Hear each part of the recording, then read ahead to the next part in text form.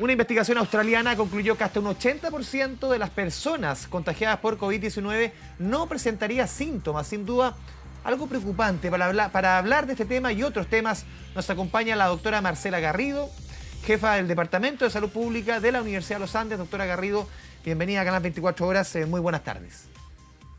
Buenas tardes, Andrés. Revisando estos números, este estudio australiano, el 80% de la población prácticamente no genera síntomas. Uno también lo cruza con otros estudios, pero hecho aquí en nuestro país, de la Universidad del Desarrollo, que decía que el caso de contagiados en nuestro país, referente a lo que conocemos, podría ser hasta 7,6 veces más.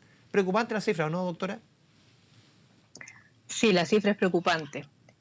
En el estudio en particular vieron que había muchos pacientes, muchas personas que estaban contagiadas y que eran asintomáticas.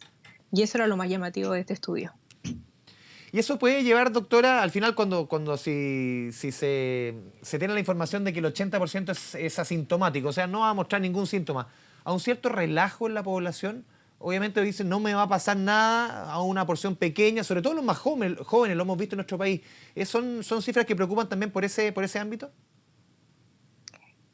Sí, la verdad es que podría dar cierta tranquilidad en el sentido de que la gente pensaría que al no tener síntomas va a ser una enfermedad leve. Pero la verdad es que de la gente que se enferma, a veces al principio no presentan síntomas y muchas veces tienen una recaída entre el 7º y 10º día y pueden aumentar los síntomas en ese periodo. Pasa también que no sabemos cómo vamos a evolucionar.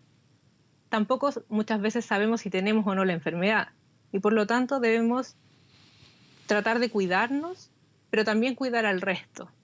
Esta tranquilidad cuando tenemos pocos síntomas o somos asintomáticos es un pensamiento un poco individual y de todas maneras, aunque tengamos pocos síntomas, no sabemos cómo vamos a evolucionar y existe el riesgo de que evolucionemos mal, de que presentemos síntomas más graves, aunque seamos jóvenes, aunque no tengamos ninguna otra enfermedad y aunque nuestros síntomas inicialmente hayan sido solo un dolor de cabeza.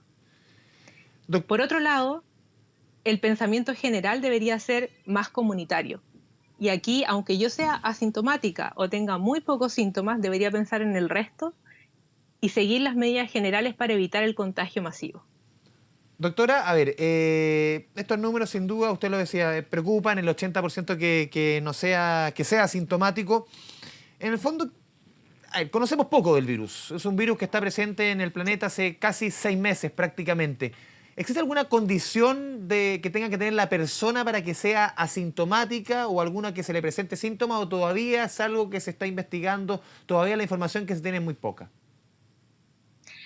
En general sabemos que a menor edad hay menor síntomas, menor cantidad de síntomas. Muchos niños han sido vehículos de transmisión, pero todavía nos faltan muchos más antecedentes y a investigaciones más a fondo para poder descubrir y generar alguna conexión o relación entre factores que predispongan a que uno haga una enfermedad más leve o no. Todavía no tenemos esa claridad. ¿Existe alguna certeza? Usted lo mencionaba, el tema de los niños. El otro día leí un estudio publicado en la revista JAMA, una de las revistas de ciencias más importantes del mundo, que decía que hay ciertas, en los niños, cuestiones en la nariz, sobre todo en el primer conducto de entrada del COVID-19, en la nariz de los niños, ciertas condiciones que hacen que justamente sean menos propensos a contagiarse con la enfermedad. Ese puede ser uno de los factores que influyen en que los niños hagan menos síntomas también. Aunque el virus entre muchas veces y tengan carga viral dentro de la vía aérea, de la nariz, de la boca, de la saliva, no desarrollen tantos síntomas porque no entra tanto al organismo y no llegaría a la vía aérea más inferior, a los pulmones o a los alveolos, que es por donde respiramos realmente. Y eso hace que no tengan tantos síntomas, pero que contagien de todas maneras. Doctora, a ver, hemos conocido las cifras durante las últimas jornadas, 86.000 casos en nuestro país, números que son súper preocupantes, estamos entre los 4.000, 5.000 casos diarios durante las últimas jornadas. ¿Cómo se explica usted, lo hemos conversado con otros expertos, este aumento exponencial de las últimas jornadas? Aquí había una falla de estrategia del gobierno, había una desidia de parte de la población, todo se mezcla como una suerte como de círculo antivirtuoso. ¿Cómo lo ve usted? Bueno, yo creo que las cifras han aumentado de forma considerable y estamos en una etapa en la que nuestro sistema se está viendo saturado y colapsado. nuestro sistema de salud, de atención en salud. Y esto ha sido por una mezcla de factores. No es que haya un responsable, es una mezcla de cosas, partiendo porque el virus es muy contagioso, porque hay condiciones sociales que determinan que no se puedan cumplir las medidas de higiene o las medidas básicas de distancia física entre las personas, ni tampoco las medidas de cuarentena que se han impuesto. Y esto hace que el brote sea mucho mayor en estos lugares. Así como después de eso, que el acceso a veces a la salud o a los establecimientos de salud tampoco sea tan expedito como lo necesitan las personas en ese minuto.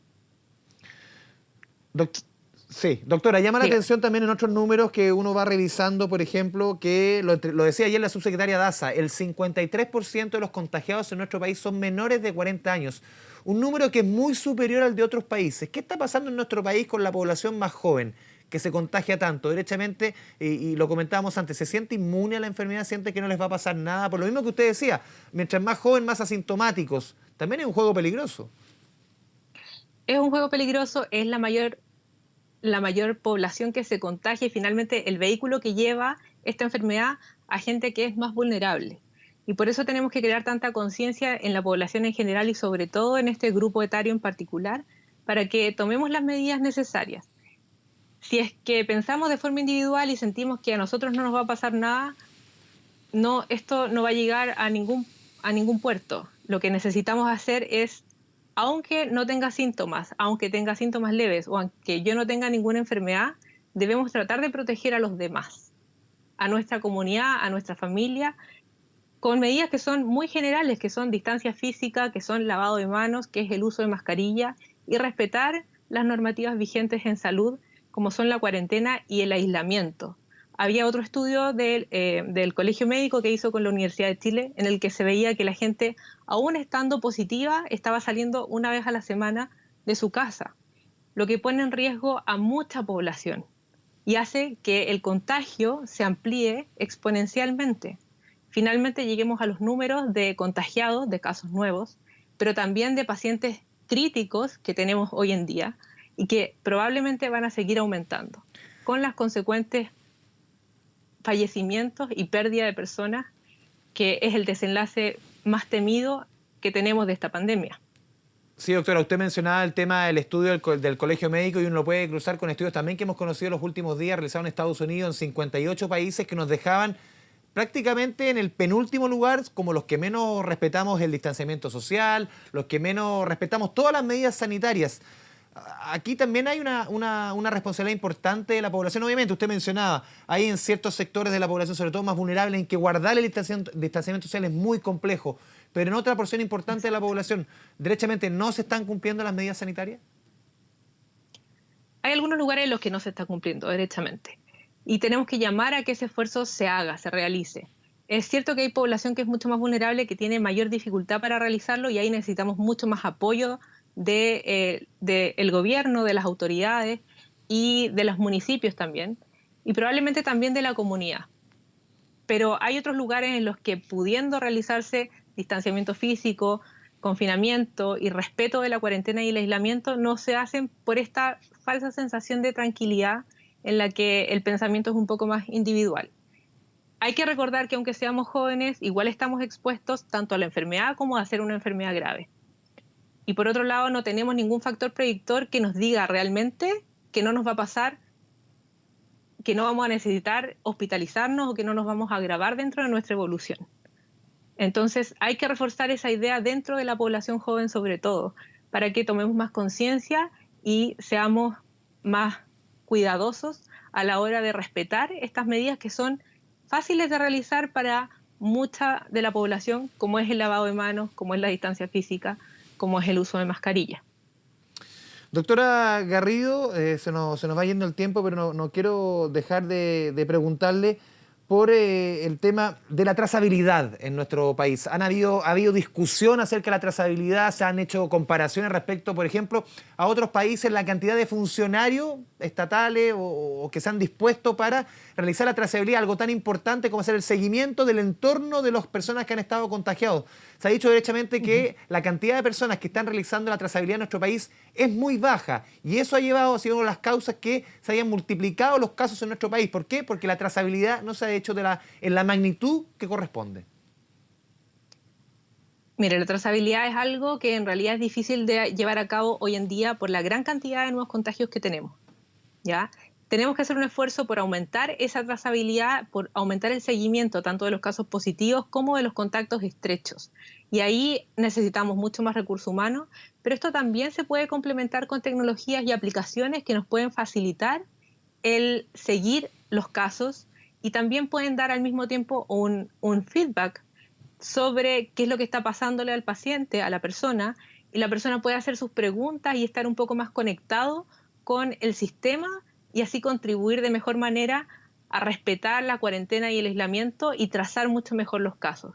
Creo que si nos apoyamos solamente en los llamados telefónicos y en aumentar reclutamiento de personas para que hagan trazabilidad o seguimiento de los casos, nunca vamos a dar abasto.